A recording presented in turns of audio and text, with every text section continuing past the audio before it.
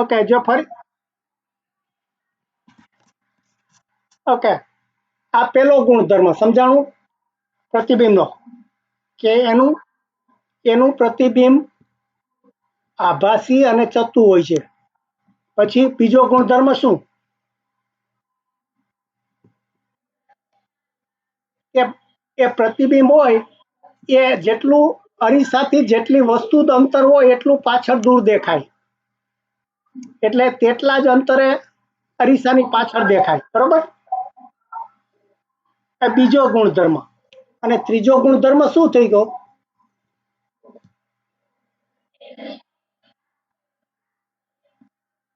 કે એટલે બંનેનું કદ સરખું હોય. શું છે બંનેનું, એટલે કે પ્રતિબિંબ અને વસ્તુનું કદ બેની સરખી, બધાની ઊંચાઈ સરખી હોય, પણ એની ડાબી અને જમણી બાજુ ઉલટાઈ ગઈ હોય. આ બંનેનું કદ ઊંચાઈ સરખી હોય પણ આ વસ્તુ બદલાઈ ગઈ હોય. આ જો તમારે પરીક્ષામાં કદાચ આ બધા પૂછશે પ્રશ્નો, એટલે પાશ્ચિ વિરુદ્ધ ક્રમિક એટલે શું એ બધું યાદ રાખજો.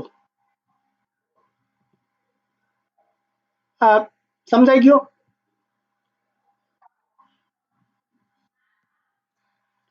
એટલે હવે આપણે જો પેલામાં જે કઈ ફરીથી જોઈ લઈએ, આ ચોપડીમાં જે છે એમાં થોડુંક વ્યવસ્થિત બધું આપ્યું છે, કે આપણે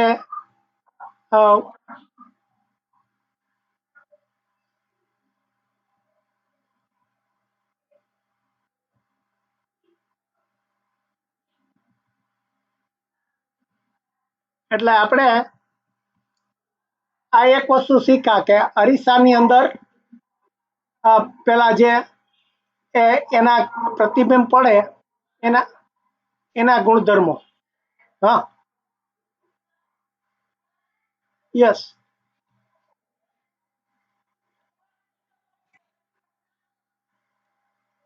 ઓકે.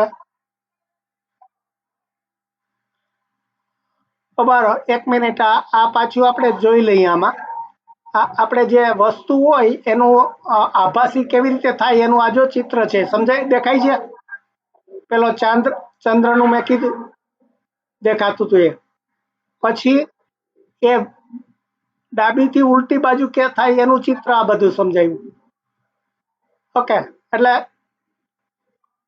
આ તમે આના જે 3 નિયમો છે ફરી જોવાનું કયો છો ને. ઓકે, ચાલો હું તમે બોલતા જાઓ. 3 ગુણધર્મો શું થાય. પેલો,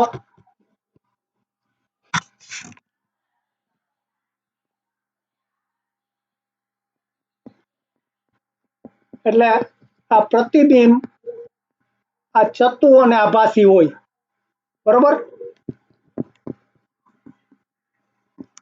આભાસી હોય પેલો. પછી બીજો ગુણધર્મ,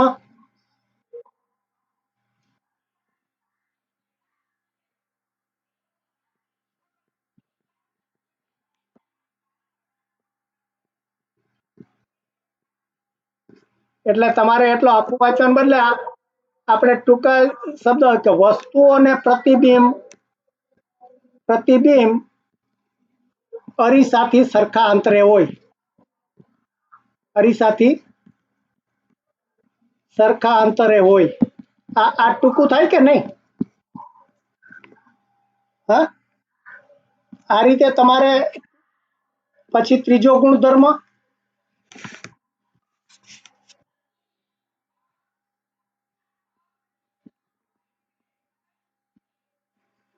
ઓકે, એટલે વસ્તુ અને પ્રતિબિંબનું કદ સરખું હોય છે. કદ સરખું હોય છે, બરોબર. અને ચોથું,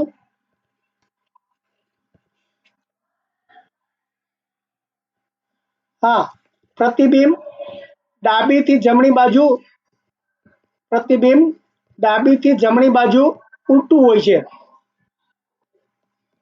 જમણી તરફ ઉલટું હોય, ઉલટું હોય છે એટલે એનો પેલો શબ્દ શું છે? વ્યુત્ક્રમિક, વ્યુત્ક્રમિક, જો મને યાદ નથી રહેતો શબ્દ, પાશ્ચી વૃત્તક્રમિત, પાશ્ચી વૃત્તક્રમિત, પાશ્ચી એટલે આગળ પાછળ એમ. આ વૃત્ત એટલે ઉલટા સુલટું, પ્રાશ્ચિત એટલે આગળ પાછળનું. એટલે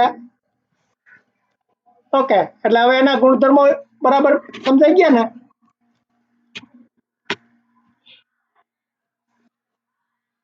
ઓકે, હવે આ ગોળ આ જે આપણે અંતરગોળ અરીસાની વાત કરે છે, અત્યાર સુધી આપણે સીધા અરીસાની વાત કરી.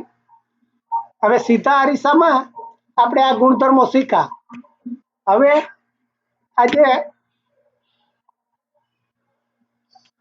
પેલામાં કઈ ક્વેશ્ચન નથી ને, તમે જોઈ લ્યો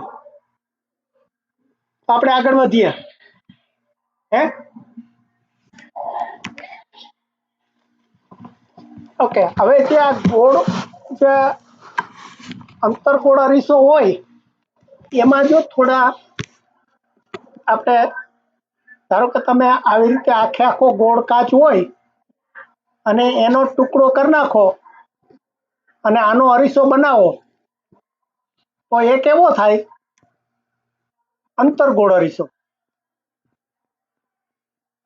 એટલે અંતરગોળ અરીસામાં જો આપણે 4-5 વસ્તુ શીખવાની છે કે એક તો આ અંતરગોળ અરીસો તમે બનાવો અને એનું જે મધ્યબિંદુ હોય એમાંથી કાટખૂણે તમે લાઈન દોરો તો આ જે તમે જે ગોળામાંથી ટુકડો કર્યો હોય ને, આનું જે કેન્દ્ર હોય આ ત્રિજ્યા હોય, બરોબર ને? આપણે વર્તુળ દોરીએ તો વર્તુળમાં આ ત્રિજ્યા હોય કે નહીં? તો આ જે ટુકડો આપણે કર્યો, આ જે ટુકડો કર્યો એની જો તમે ત્રિજ્યા લ્યો તો એને શું કહેવાય? વક્ર ત્રિજ્યા. શું કે? વક્ર ત્રિજ્યા. અને આ જે એનું જે કેન્દ્ર હોય એને વક્ર કેન્દ્ર, એટલે આ જે વર્તુળનું આપણે કેન્દ્ર કહીએ ને એવી રીતે આ અરીસાનું આ વક્ર કેન્દ્ર કહેવાય. શું કહેવાય? પછી ધારો કે આમાં આ અરીસામાં જો કિરણો પડતા હોય ને, આ બધા સીધા આ સૂર્યના આવી રીતે આવે તો આ કિરણો છે એ પાછા આ પરાવર્તન થઈ ને આમ એક જગ્યાએ ભેગા થતા એવું લાગે. તમને ખબર છે પેલું આપણે કાગળ બાળવાનું પેલા કરતા? કોઈને ખબર છે? પેલા કાચની સામે તમે આ કાગળ રાખો તો આ સૂર્યનો આ તડકો પડે, આ કાગળ સળગવા માંડે. યાદ છે કોઈને? હે? એટલે આવી રીતે આ જે કાગળ સળગે એટલે એ એનું શું છે? એ એનું નામ એને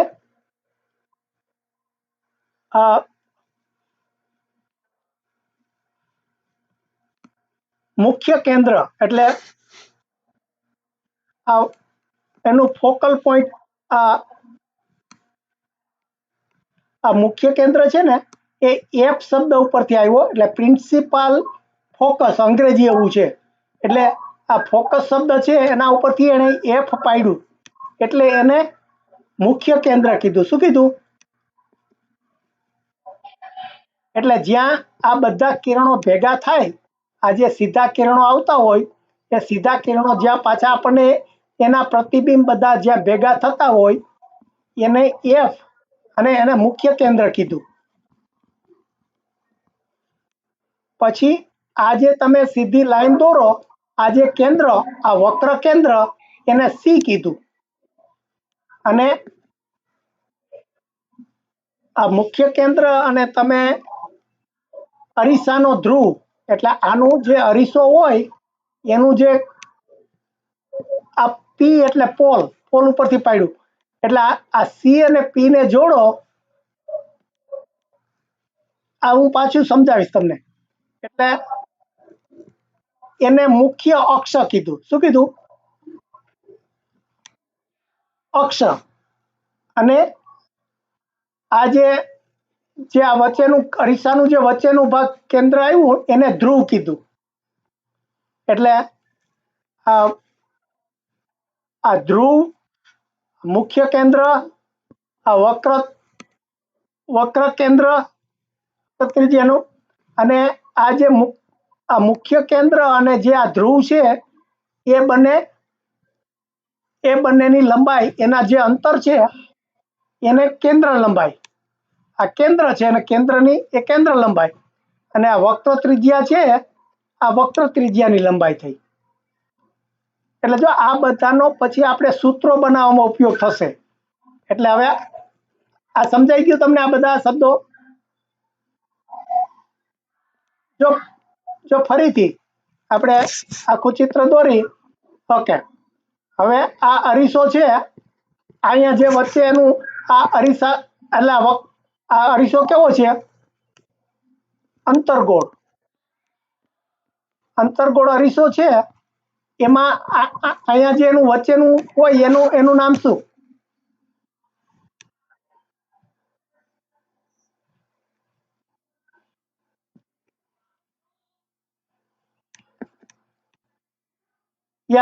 એનું ધ્રુવ. જો આ ધ્રુવ, આપણે ધ્રુવનો તારો છે ને, આપણે ધ્રુવનો તારો કહીએ ને, એને અંગ્રેજીમાં નોર્થ પોલ કહે છે. શું છે? ઉત્તર ધ્રુવ એટલે નોર્થ પોલ. એટલે પોલ ઉપરથી આ પી છે ને, એટલા માટે અહીંયા પી શબ્દ વાપરે છે. એટલે જો આ બધા અંગ્રેજીમાંથી તમારે આવ્યા છે ને, એટલે તમને ગુજરાતીમાં પછી એનું મેળ ના લાગે. આમ ખરેખર આ પી એટલે પોલ. આ શું છે? આ પી એટલે પોલ. પોલ એટલે એનું વચ્ચેનું અરીસાનું સ્થળ. પછી આ જે આ અરીસાની આ ત્રિજ્યા હોય,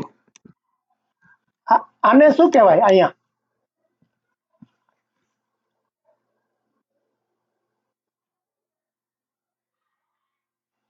હે, અને આ સી, આ જે બિંદુ હોય એને શું કહેવાય? હા,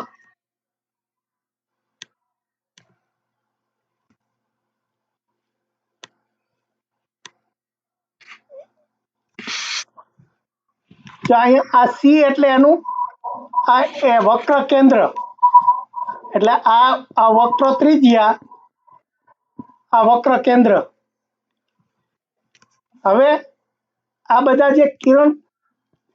જે કિરણ આના ઉપર પડતા હોય, સીધા કિરણ આવતા હોય, અને એ બધા પરાવર્તન થાય,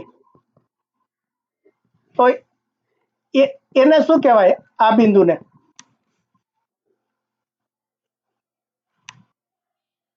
મુખ્ય કેન્દ્ર. એટલે આ મુખ્ય કેન્દ્ર ગુજરાતી કે છે, પણ અંગ્રેજી એનું નામ છે આ ફોકલ પોઈન્ટ. એટલે એટલા માટે એને એફ શબ્દ નામ આપ્યું છે. મુખ્ય કેન્દ્ર, મુખ્ય એટલે પ્રિન્સિપાલ, અને કેન્દ્ર એટલે ફોકસ. એટલે એટલા માટે એને આ મુખ્ય કેન્દ્રને એફ નામ આપ્યું. પછી આ તમે આ અરીસો, આ એનું આ ધ્રુવ, અહીંયા જ્યાંથી થાય એ એનું કેન્દ્ર, અને આ જે બધા મળે એ મુખ્ય કેન્દ્ર એફ. એટલે આ પી, એફ, સી, આટલા શબ્દો નો ઉપયોગ કરીને આપણે સૂત્ર બનાવવાનું આવશે. એટલે અહીંથી આ પી થી અહીંયા અંતર છે, આને શું કહેવાય?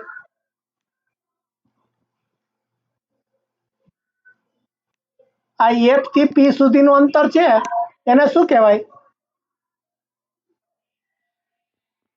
કેન્દ્ર લંબાઈ. બરોબર. એટલે આ કેન્દ્ર લંબાઈ એટલે સ્મોલ એફ તરીકે દર્શાવ્યું. એટલે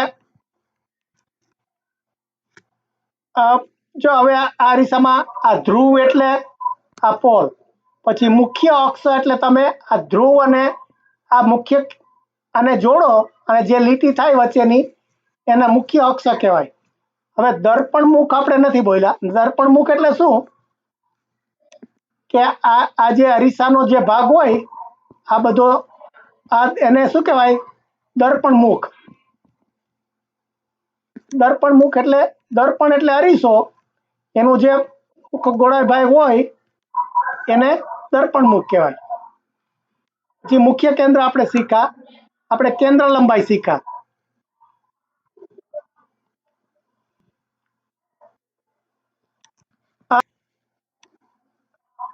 હવે હવે જે આપણે પહેલા પરાવર્તનના ગુણધર્મો જે શીખાતા, હવે એ આને કેવી રીતે લાગુ પડે એ આપણે સમજવાનું છે કે